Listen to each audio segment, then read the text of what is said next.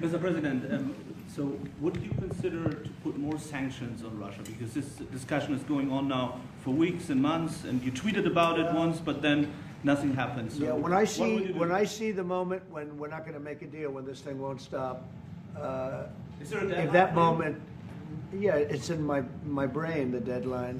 When I see the moment where it's not going to stop, and I'm sure you're going to do the same thing, will be very, very, very tough.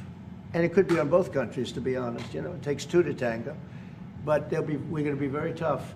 Whether it's Russia or anybody else, we're going to be very tough. That's a bloodbath that's going on over there. And when I see the moment where I say, well, they're going to just keep fighting. You know, I gave the analogy yesterday when I spoke to President Putin. I had a 2-hour and 15-minute call with him. Sometimes, and this is me speaking maybe in a negative sense, but sometimes you see two young children fighting like crazy. They hate each other and they're fighting in a park.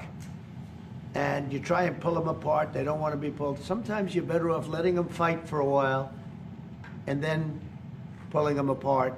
And I gave that analogy to Putin yesterday. I said, President, maybe you're going to have to keep fighting and suffering a lot because both sides are suffering before you pull them apart, before they're able to be pulled apart.